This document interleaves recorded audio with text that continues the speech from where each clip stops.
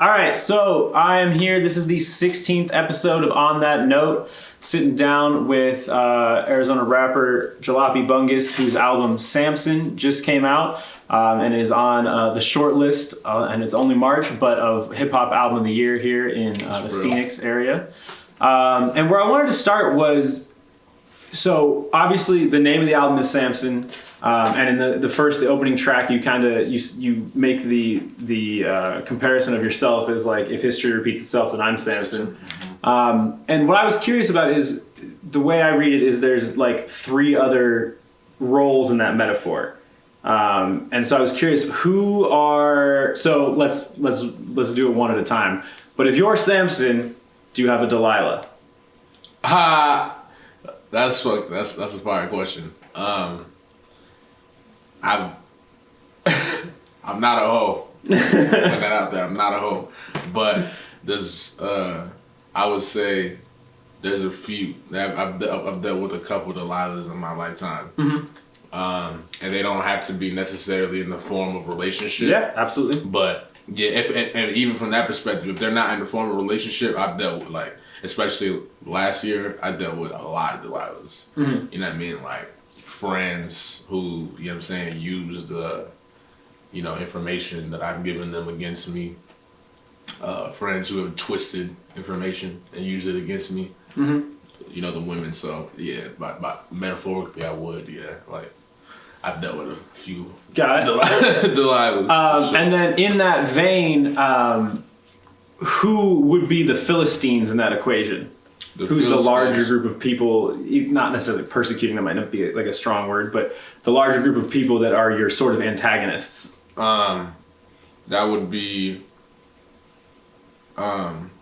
actually, I'll start to show that a little more in the next video. Okay. So you'll be able to see. Okay. But April 1st? April 1st. But basically, this other artists in Arizona, major outlets in Arizona, radio stations, promoters, all types of people who are artistically against me. Okay. You know what I'm saying? Mm-hmm. And just random people that were against me, people who were fans of those people, and etc. There's many levels to it. But as far as on the artistic level, it was just like a lot of rappers. The last group I was in, I consider them a part of the Philistines as well. And that's why I'm not in it no more. Mm-hmm. So, yeah, but it's gonna be a little more clear when the video comes out. Got it. Who the Philistines are. And then the last kind of role in that metaphor for me would be like, who are the people you're freeing? Or who are the people you're fighting on behalf of? I'm fighting on behalf of the independent artists. Because, well, on the music standpoint, like I said, there's many levels. Mm-hmm. I also feel like on the surface, it's just a musical standpoint, because that's the material and all that. But then it goes down to, the freedom of my people. You know what I'm saying? The people who look like me, anybody under the oppressor. You know what I mean? It's a lot of different levels to it. But as far as who I'm fighting for, as far as the music and all that goes, it's for the people who are, the people who are outcasted, the people who are exploited, and just the people who can't stand up for themselves. Got it. Cool. And then one of the opening lines one of the lines on the opening track, No Promises, was cracking the projects, now it's pills in the burbs. I'm curious if you had kind of any more like thoughts on the way that kind of the view of drug use and addiction has shifted along racial lines, certainly. Mm-hmm. And if you what was the purpose of the lyric, or what were you trying to get across there? The purpose, well, first, that's funny because somebody said something about that. They were like, pills have been around in the suburbs for a while, and I was like, well, it's not really a timeline on what I'm talking about. Yeah. I just realized cracking the projects, now it's pills in the burbs. That ties into the hate you gave little infants everybody, because it's like the same thing that you put in our neighborhoods has now breached out and become an epidemic in your community. And that's what Tupac himself was prophesizing when he said the hate you give little infants fucks everybody, because the things that you were doing to us, we're going to branch out to your community because your community listens to us. So they pick up the habits and the culture that you created for us. So it's like the same thing you used to destroy us is now in the neighborhoods of the people of your people. So that's why I said cracking the projects, not pills in the burbs, just a minor, just explaining a lot in one bar. And that's really what it is. That, you know what I mean. Now it's a lot of rest in peace to Lil Peep and Mac Miller and all those talented individuals who have suffered death to drug addiction and overdosing and stuff like that. And that all stems from the epidemic that was created in urban communities in the 80s and the 70s, Yeah, and is definitely viewed with a frustrating amount of more sympathy now that it's, affecting white people to a larger degree. Yeah. Exactly. Yeah. And one thing, there's a couple of lyrics I want to just kind of dive into that I really appreciated. One of which was, I remember you, but not for things that are worth my memory. Drugs get you high too, but that don't make it chemistry. Rockin' fake views, but they ain't in the industry, so why should I believe you when you tell me that you're into me? Which is a great line because you're kind of melding the personal, like of relationship drama, with the more professional of like industry drama. Yeah. And I was just kind of curious about where that line came from and how it developed. Actually, while I was making this album, I think while I was creating this album, I don't want to throw nobody on the bus, but while I was creating this album, I came across this, I'll call it I'm a little dramatic, so I like to call it a cult. Okay. There's like a lot of people don't know. There's like a cult in Arizona that a lot of artists that you wouldn't expect are under, and it's all based on facade. You know what I mean? The things that you see that they're doing, etc., and the reach that they have really isn't real. It's based on facade. Is there anything wrong with that? No. The only issue I have with it is when you compare yourself to people like me or others who are like our foundation is like organic. So it's kind of like being born with, just $2,000 or whatever. Like you're born with $2,000, and as someone who's worked for $1,000, you try to on them or spit on them or whatever. But it's like you were born with that $2,000. You know what I'm saying? So it's like, how can you really not? You know what I'm saying? So how can you say yours is more worthy when those $1,000 was something he probably worked 1,000 days for? You feel me? So so really what I was doing, I was killing two birds in one stone by saying it's really how humanity is, how we in general just latch on to things that everybody else is latching on to. A lot of people are being things that they're not. And that's not wrong. It's unfortunate, so based on that and all these different things, based on the paranoia mind state that I was in at that point, it's like, if these people are doing this and these people are doing this and why should I believe you? You know what I mean? Like, I remember you, but not for things that's worth my memory. You know what I'm saying? Like, I remember you, but it's for things that are not worth, you know what I'm saying? Like, not positive. Yeah, you know what I'm saying? Like, it's for things that aren't really who you are. You know what I mean? Like, it's a facade that you show me, or Yeah. and then there's drugs get you high too, but they don't make it chemistry. So it's kind of like the quote. I don't know who said it, but I seen it the other day where it's like you pause. It's like you get me hard, but she makes me queasy or some shit like that.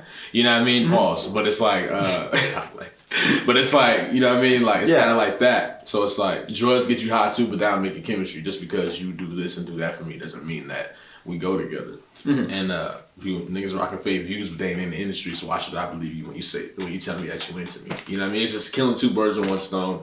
Everybody's not being who they are, or they're not in tune with who they are, and that fake love and that fake interest they put out ends up coming back. You know what I'm saying? So yeah, got it. Yeah, and great lyric on that one. Thank you. And then probably my favorite lyric on the whole album is, I remember plotting suicide on the school bus, but if it was my own son, what the fuck would I do? Devil working 24/7 to confuse us, make you wonder maybe he love us more than God do. Which I mean, I'm a sucker for any sort of lyric when people who don't have kids are bringing up the idea of having kids, just because I that's something I always find myself wondering about, is like how I will react as a parent. So like, what would you do in that situation if you were, you know, your own parent, which is kind of a confusing question, but what kind of advice would you have given yourself while you're sitting there thinking about suicide on a school bus?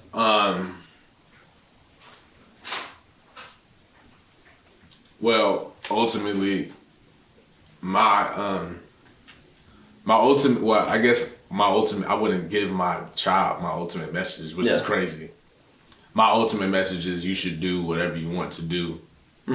That includes killing yourself. That's how I feel. Okay. I feel like if you truly feel that way, you've explored it, you whoop and you've still come to that conclusion, that's probably something you should do.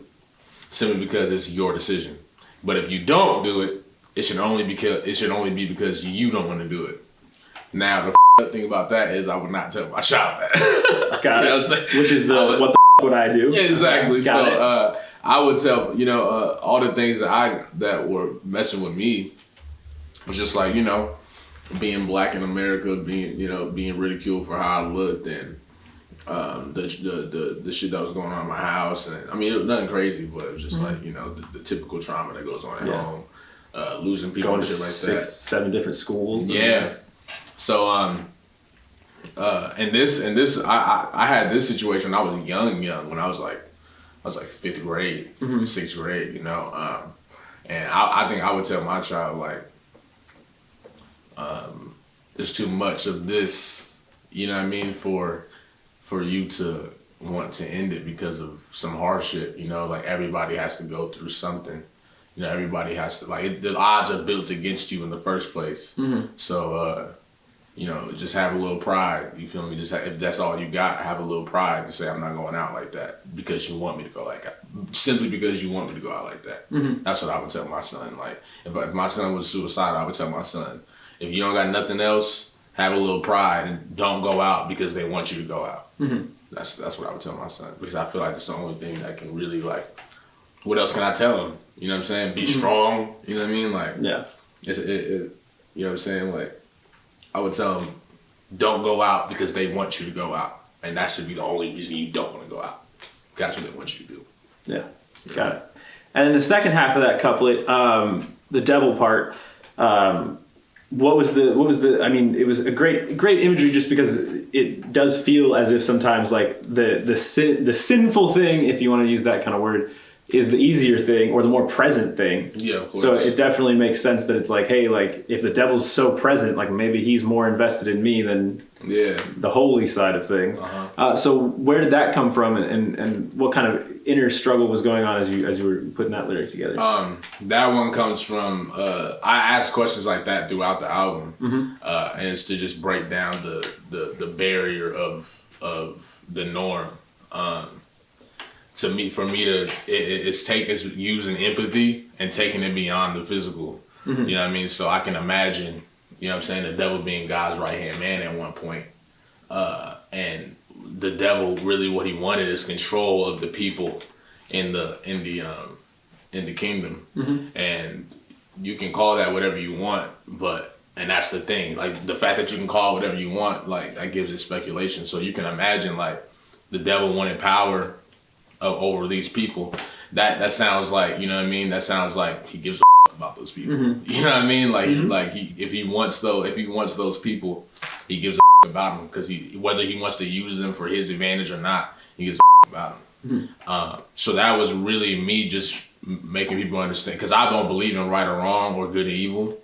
So I mean, there's good and evil, but I don't believe in right or wrong. So when it comes to that, it was just like, I was using that statement and using God and the devil to give people the conception like maybe good and maybe right or wrong doesn't exist. You know what I'm saying? Because even somebody who is, you know what I mean, like this is his playground, all things go wrong because of him and blah blah.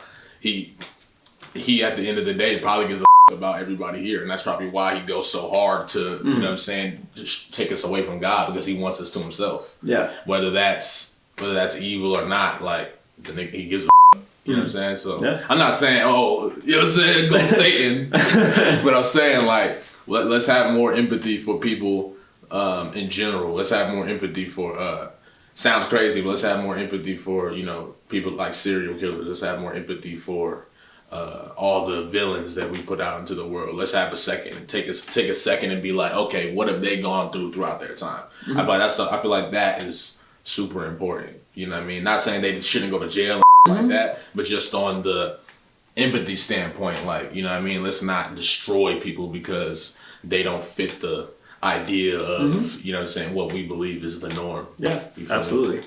And I think that lyric captures it quite well. Thank you. And then two questions that I like to wrap up with, just that I ask everybody, is one, how did you, obviously the music that you make is really well put together conceptually, and then also obviously some incredible lyrical talent on there. Mm-hmm. So how did you learn to do that? How did you learn music?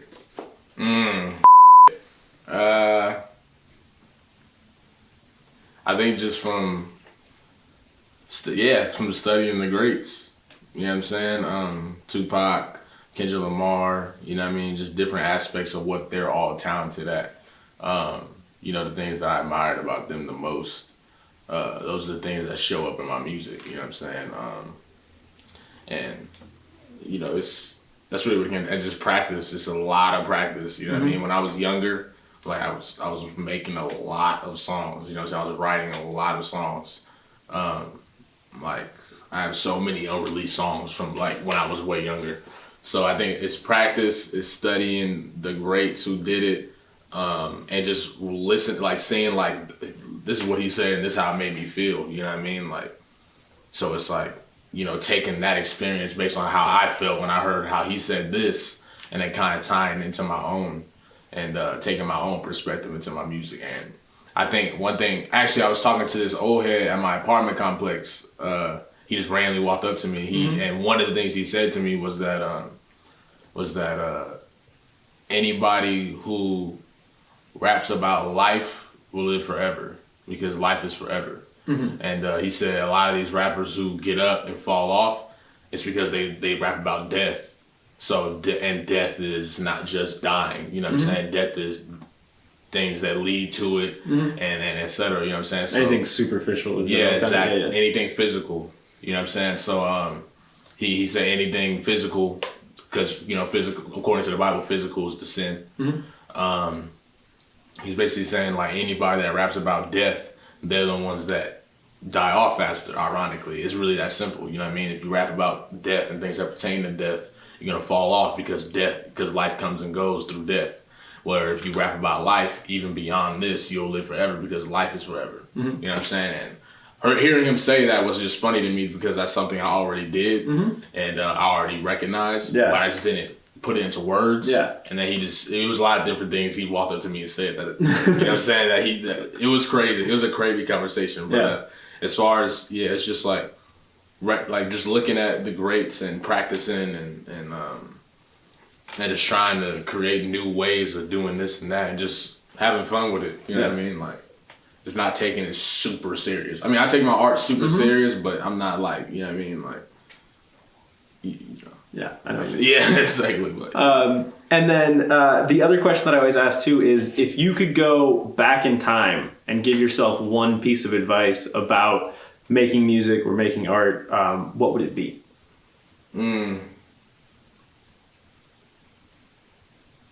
It would be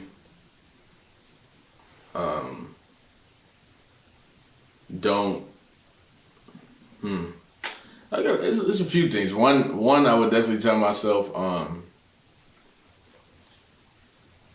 don't be afraid to talk about what you're going through emotionally and things like that. You know what I mean? Cause that's something. I've always rapped politically. Mm-hmm. You know, I've always rapped about things politically, and the hardships of other people. Mm-hmm. But I never like really rapped about my own. You know what I'm saying?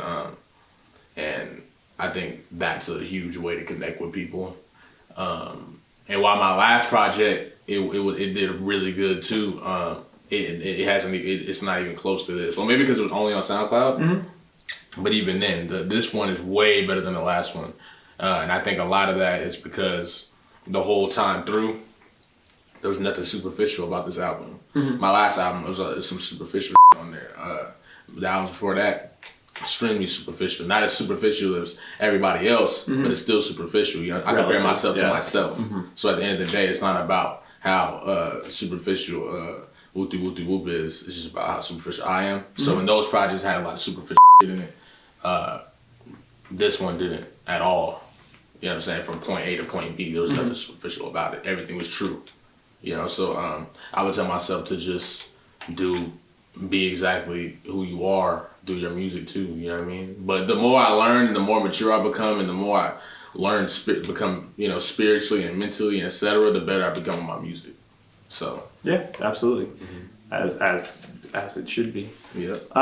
And then you said you got a music video coming out April 1st for No Food February. Anything else? Any shows you got upcoming? Anything else you want to, plug? I got a load of shows coming up.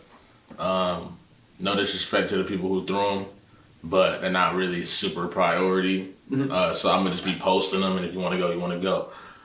The shows that are like my shows that I'm going to throw, I'm throwing a big one, the first one for Samson. That's going to be in May. And I'm doing live instrumentation for that, for my whole set. Like, we're going to do a live instrumentation of the whole album. And then another one later in the year, like September, I'm planning on writing a play for the album while doing live instrumentation again, and having like a play, like scenes for each song throughout the concert, like in between intermissions and all type of shit. So those are the two shows that I really want to go to. Okay. Besides that, September. The other ones you want to go to them, you can go to them. If you don't, you don't. But those two have to go. You know what I'm saying? Because those are going to be huge. So yeah. Cool. Thank you very much, man, for sitting down with me. I appreciate it. Of course. Yeah, no doubt.